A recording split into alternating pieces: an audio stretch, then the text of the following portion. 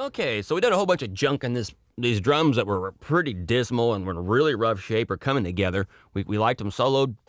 I've did a little bit of playing here with just the this drum bus compressor, which is a Fatso Senior. I really like that on drums, mostly because I can catch the peaks, kind of like not really a de-esser, but kind of like that with a little stupid warmth button.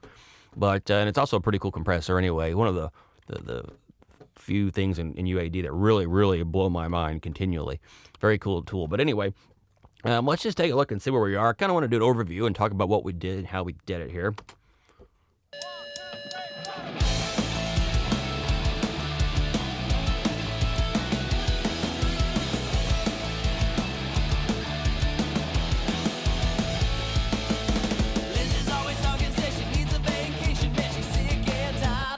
Okay, so we started with drums that were in rough shape. And I had the 80K Odin and Thor as the overheads, which aren't very expensive microphones. I have much more expensive ones, but I really kind of taken a liking to those on many things. Great tools, especially for the money. And then we had, let's see, we ended up replacing the kick. I say replacing because we have the real one in there too. And we had a snare trigger, or slate trigger, excuse me. Pretty massive, meaty thing there going on. But then in addition, we have the real kick, which I processed who knows how much, but... And a lot more just kind of, tight, natural, wimpy, call it whatever you want, but organic. You can use a million stupid words. But together, they kind of make this sound. It sounds like a big old rock kick drum to me. Okay, that's cool. I didn't use any of the snare top, the real one. I just didn't really like it that much. So by pulling the ring out, it was so difficult to get anything useful that wasn't thin.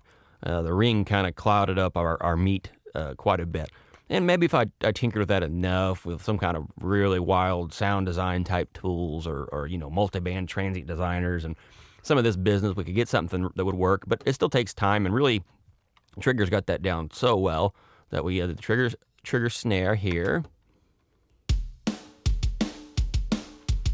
And here in the headphones especially, I can hear I've got that 3D-ness from my Superior Drummer 2.0 overheads. Let me remind you about how that sounded real quick. We'll take that out. See, we're at -1, so...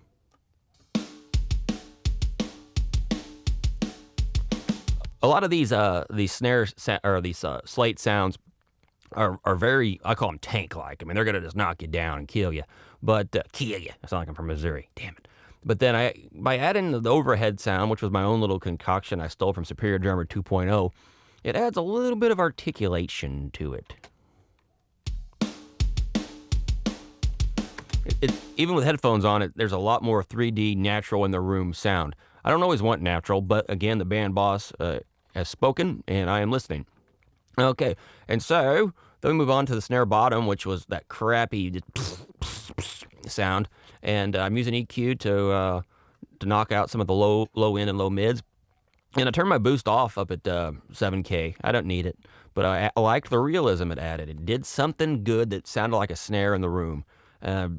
This is going to be a personal taste thing, and not everybody's going to want this. I'm not sure if I would have even bothered doing this if the band guy had not said natural. But this was just a great way of diluting the whole sample thing just a little bit.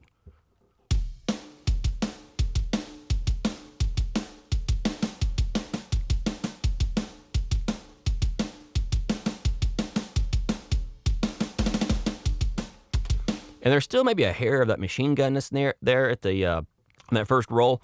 I only seem to notice it when the drums are soloed. I don't seem to notice it in the context of the full band. Our compressors and stuff kick in. And if you've done enough mixing with real drums without samples, you know that the machine gun sound can happen quite a bit, especially if you're compressing hard. Now, I'm not compressing real hard here, but it kind of gives us that effect a little bit. Okay, and then we've got the Pretty Bus, which is the hi-hat, which I don't think did I even use the hi-hat? No, the hi-hat track's not even in there. I didn't need it. And then we've got the overheads here, which the overheads were high-passed. Let's look at that bus real quick. I kind of like to add these sequentially, and if I solo that bus, it might mess us up. But we can at least eyeball what we did. And the Pretty Bus, I've got a Cambridge doing nothing. That's strange for me. And then we've got Alloy. Whoa, I ended up taking that EQ off. So but it looks like I do have a transient designer that's yanking the sustain out of the bottom. Okay, let's solo that, because I don't know if I did a video on that. I feel like an idiot now. All right, so we'll undo the soloing and then check out just the overheads, and let's listen to those.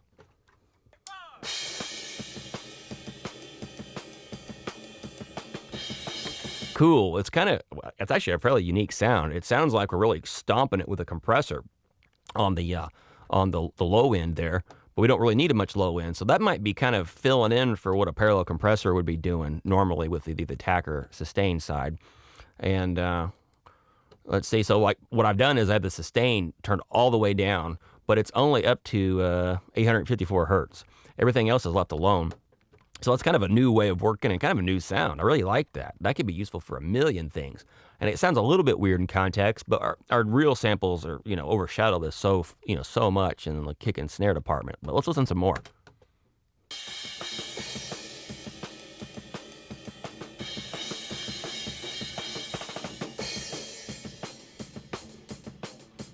Yeah, that's a cool sound. And the overheads aren't remotely harsh. I mean, it's really, really nice.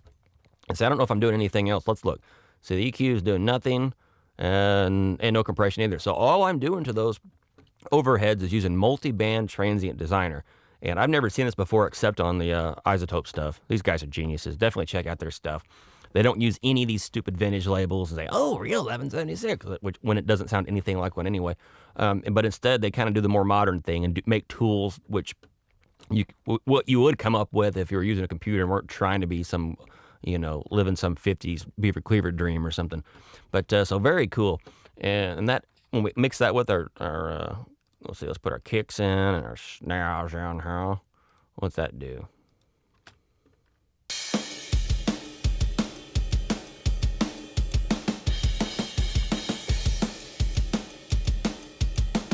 Yeah, you can really hear that. It has a 3D awesome thing it's doing. I'm going to turn off the pretty bus now just for my own amusement. This is fun for me. Okay.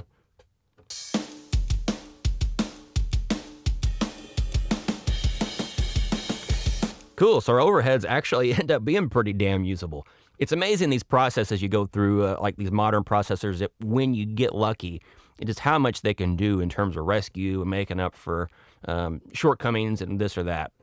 But, and we've been over that whole, is it moral to fix this thing? And I decided I'm going to make this song as best awesome as I can make it. And I think it's a song worth doing that too. So all this is feed into my drum bus, which again, I have that the Fatso on. And it's not doing a whole lot. We can watch here. And how this works, it's got a compressor on it, which that's the reduction here at the bottom. And I'm hitting maybe 1 or 2 decibels at most. And then it's got this thing, which kind of like a de-esser. It's a high-frequency limiter of sorts. They call it warmth, which you guys know is not my favorite word.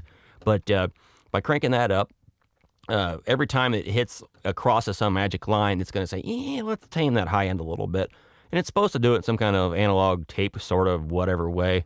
I don't know anything about that junk, but I do know that like the tom hits, if they're like kind of abrasive, or even the snare too, anything that's abrasive, this guy will catch.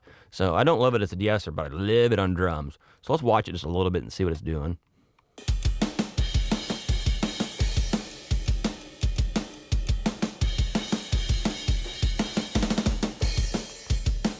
Now, I don't know if... let me try bypassing this and gain matching. I don't know if that's going to work or not.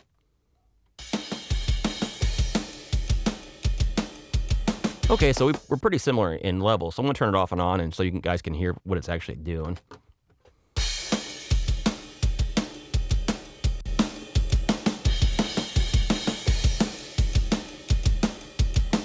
It's making it a little bit louder, but a little bit more gelled and a little bit more room in there, just a little bit more ballsy in general. Real subtle crap and not the end of the world. And you could probably do that with a stock Cubase or Logic compressor all day long if you played with it at all.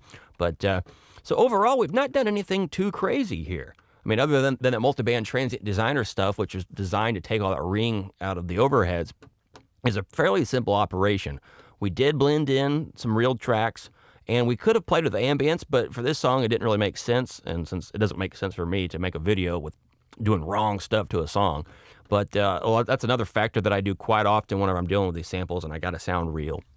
And again, I've kind of really put an emphasis on sounding real, just because it is such a hot topic. But ultimately, you don't really have to because almost nobody on the radio sounds real unless they're doing, some kind of Modest Mouse or some kind of thing like that where it's like an intentional real. Your 3 Days Graces and Linkin Parks and stuff throughout real, they never had it to begin with. So I hope you guys liked this product and got a lot out of it. And rock on!